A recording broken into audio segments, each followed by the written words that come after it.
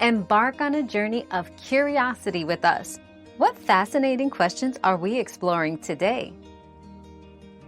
If there's no fetal heartbeat at 8 weeks, it is crucial to consult with your healthcare provider immediately. They may perform additional tests like a follow-up ultrasound or blood tests to confirm the diagnosis and discuss possible next steps, including guidance on emotional and physical care.